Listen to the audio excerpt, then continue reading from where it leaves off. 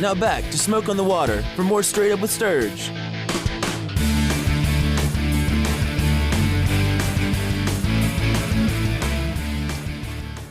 Welcome back in, 8:05 on this Tuesday night edition of Straight Up with Sturge, coming to you live from Smoke on the Water. Mark Sturgis, Price Atkinson, and to the guest lines we go. We bring on Rob Dauster, the college basketball writer for NBC Sports, NBCSports.com. You can follow him on Twitter at Rob Dauster. That's Dauster. How are we doing tonight, Rob? I'm doing great. What's going on, guys?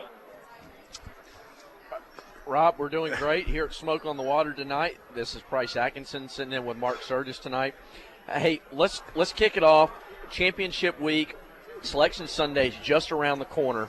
Let me start locally here and talk a little SEC, ACC, basketball first and their tournaments. But first, I want to ask you, starting in the SEC, I want to ask you, going back to last week and South Carolina coach Frank Martin's, suspension for what happened on the sideline. Do you think some of what happened and is going on with Frank Martin down in Columbia, do you think that's some of Frank being Frank, or do you think that's a little bit of Gamecock frustration with 2 years of really no results, no improvement, so to speak, down there?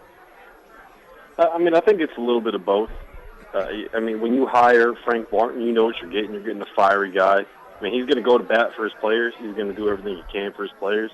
But, he's a very, very intense dude. And I think the biggest thing in that situation was, there's a new AD. The AD that's down there now isn't the one that hired him. So I think what you're seeing is that the new AD is just kind of putting his foot down. The game didn't matter. It didn't matter if he missed one game at the end of the season that, they weren't going anywhere.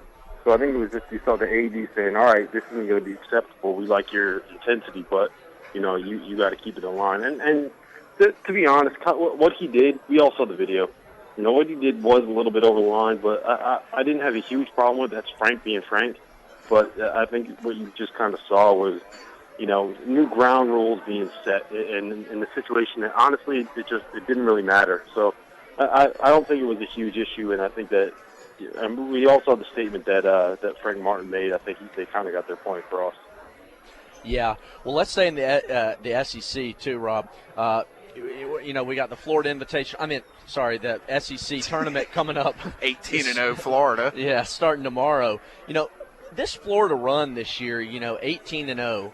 Let me ask you about that. I'm not sure Billy Donovan gets really the credit he deserves in being the Hall of Fame type coach that he is. Obviously they're a football school down in Gainesville, but this 18-0 regular season, that Florida put together this year, do you think that's a product of how good this Gator basketball team is, or do you think it has more to do with maybe just really what is a really mediocre SEC?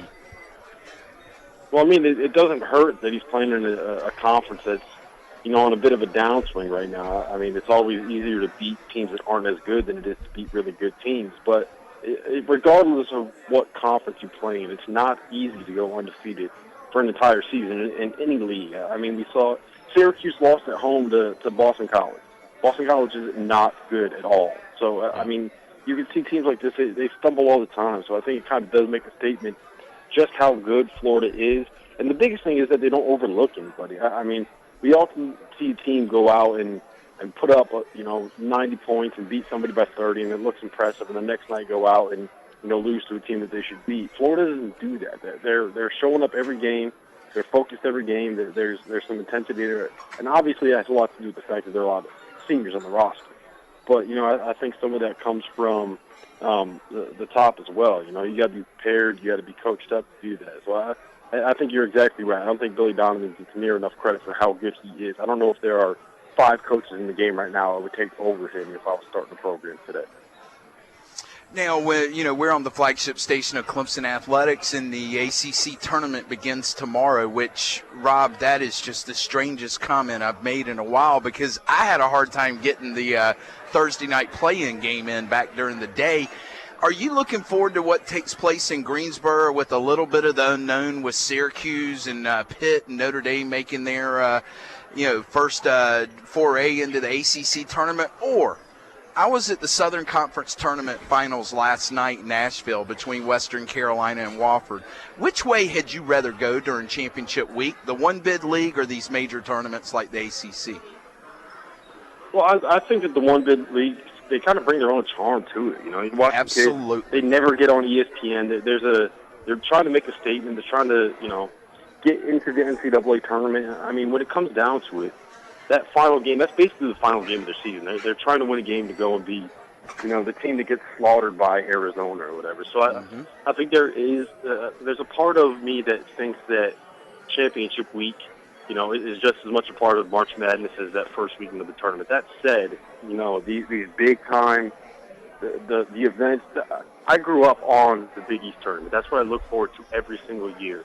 Those 4 games and starting on Tuesday, and you got it for 5. So it was great. I just loved it. I was at that 6 overtime game between, Syracuse and UConn. So I just everything about championship week is great to me. I love the way it starts with the small conference tournaments. I love the way that Thursday and Friday you get basketball all day long. So I think they're doing it perfectly. If I had to pick, I think I would probably take the power conference tournaments just because you get that 5-day event. But, I mean, those small conference championships, man, they bring their own little charm. Well, Rob, I will tell you, sitting here in the dead heart of college football country, speaking as a college basketball enthusiast and lover that I am, I commiserate with you and all the folks up in the Northeast, especially in the New York City area, not having that Big East tournament anymore because, last year obviously was special being the last one as we know it. That thing is just now obviously gutted with conference realignment. So my sympathies to you and everybody up there that made Madison Square Garden on Saturday night of championship week and that Big East final at 9 o'clock just must-see college basketball. Let me stay in the ACC tournament real quick. And I want to ask you about Virginia. It seems like Virginia finally got respect as the conference season wore on with what they were able to do and getting a really solid win over that Syracuse team at home. Do you think that loss last weekend, even though it was only one game to the Maryland Terrapins in their finale leaving the ACC, do you think that dimmed and hurt some of the legitimacy that UVA has built up this year in the ACC? No, I don't think so. I think that what they did during the season spoke for itself. And losing on the road to a desperate team like that, playing in a game with that kind of emotion, last game in the ACC for them. So I'm not too concerned about it. Virginia really didn't have anything on the line. They were playing for an outside shot of getting a number 1 seed. If they win the ACC tournament, I don't think that loss changes that their ceiling is a 2 seed at this point. So, like I said earlier, when you're playing a team with a lot on the line, where they have some motivation for a win, it's very difficult to kind of go on the road and pick up that win that you need. As far as how good they are, they made a change in the middle of the year, right around the start of conference play, after they got beat by 35 by Tennessee, where they moved London Ferrante, the freshman point guard. They gave him the ball more and moved Malcolm Brogdon off the ball. Brogdon is more of like a combo guard, a 6'5" playmaker, but he's not really a point guard. So they moved him off the ball and they played him in the backcourt together, and it kind of freed everything up for them offensively, and they're able to score much easier than they were early in the season. I don't know if you watched any of the ACC Big Ten Challenge, but they lost the game to Wisconsin 48-38. That was some of the worst basketball I've ever seen on TV. It was brutal on the eyes. I think I fell asleep midway through the second half. It was not fun to watch at all. So I think that Virginia, when they made that change, it opened things up for them offensively. And we know how good they are defensively. They play that pack line defense to a T. It's almost textbook. You build coaching documentaries off the way that Tony Bennett coaches that team up defensively. So I think that it was that one move to get London Ferrante into the lineup that really made the difference. We've got Rob Dauster, head college basketball writer for NBCSports.com and their college basketball site, College Basketball Talk, joining us tonight. Let me ask you about this ACC tournament bracket, Rob. When I look at the bracket, to me, that bottom half just stands out to me really. It is really the toughest road of that tournament. You've got NC State potentially waiting there with ACC Player of the Year, T.J. Warren in that quarterfinals on Friday, maybe possibly meeting Syracuse. You have a capable Clemson team down there who beat Duke already in the regular season.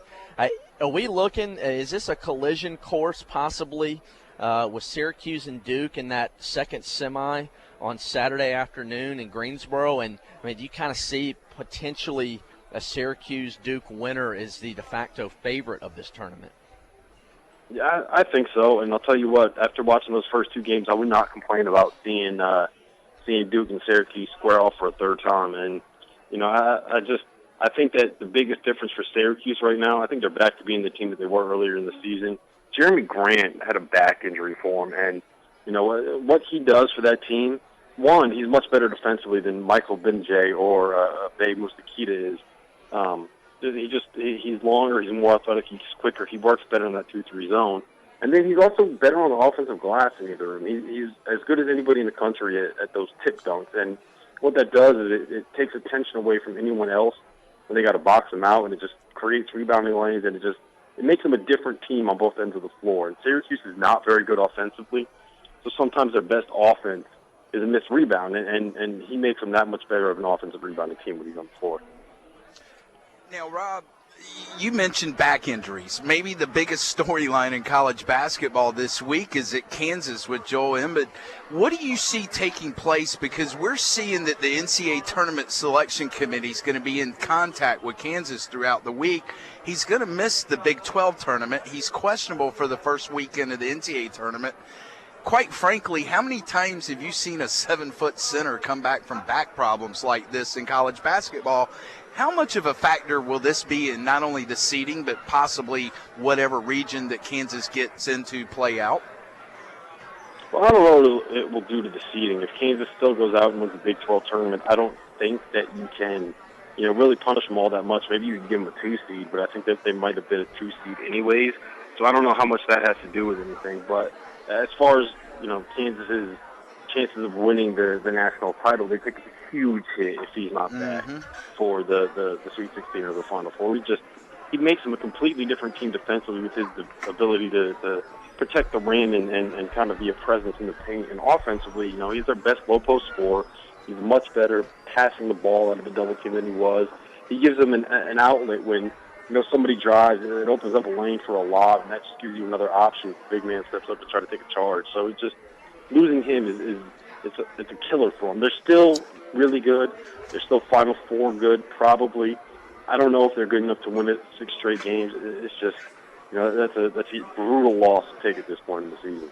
I mean, can we show evidence of this weekend's loss at West Virginia where they gave up 96 points? And that's a completely different Bill Self coached defensive team there. And, you know, maybe this guy is actually the key that makes the straw that stirs Kansas, because I'm not used to seeing Kansas give up 96 to a Bob Huggins team that's not one of his best teams.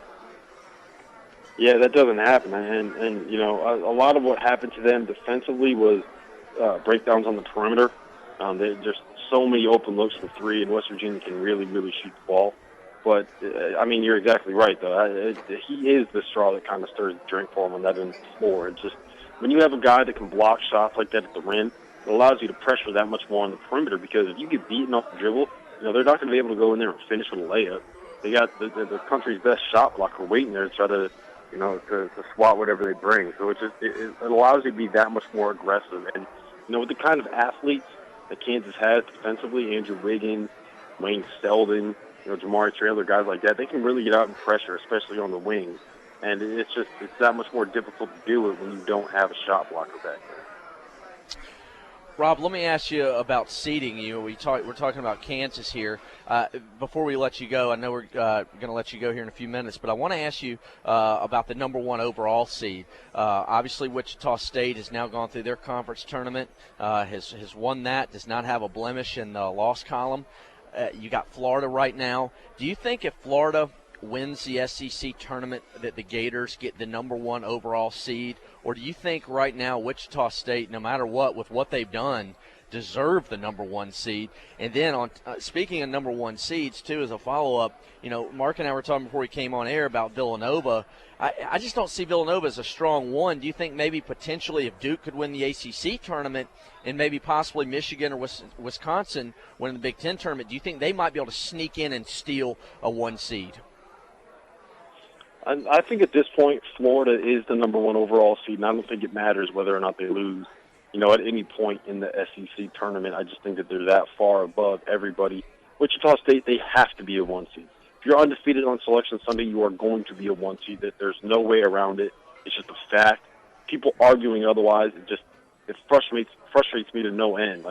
We all know that Wichita State played a weak schedule. It's not, a secret at this point. Everybody knows it.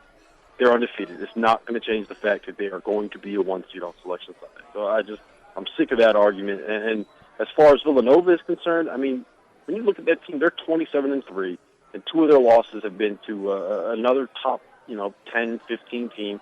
And they also beat Kansas. They beat Iowa. That's a good basketball team. I think they've been slept on a little bit this year. And if they win the Big East tournament, I think you have to give them, the 4th number 1 seed, especially since it's in the East. Give them that advantage. Well, Rob, tell our listeners what y'all are going to be working on at NBCSports.com and everything you've got going on here as championship week really gets into full effect. It's going, but it gets really started tomorrow. Yeah, well, we've been rolling out previews for all those major conference tournaments, for all the tournaments actually, over at College Basketball Talk at NBCSports.com, and you can go there and find everything you need about championship. We got it all up there on the site. All right, and people can follow you on Twitter at Rob Dauster, and it's spelled Dauster. We thank you for your time tonight. Enjoy this week and next week, because it's hard to get any better than this. Yeah, it doesn't get any better, guys. Thanks for having me on. All right, Thanks, appreciate it. Rob Dauster from NBCSports.com. Very knowledgeable, very, very good guy. And I'm sorry we got to run out to break. We are 1 minute past here at 8:21. We are WCCP Talk Sports 104.9 FM, the flagship station of Clemson Athletics.